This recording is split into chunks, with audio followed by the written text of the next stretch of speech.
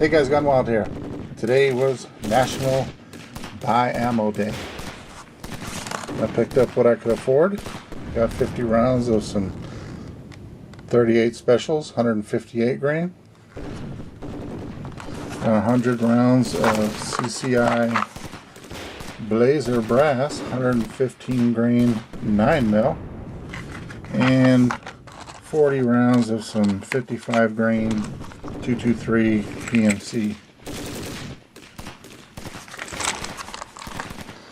If National Buy Ammo Day was next week, when I get paid, I would have bought a lot more. But this is all I could afford for this time. What did you guys get? Let me know in the comment below. Talk to you later. Bye.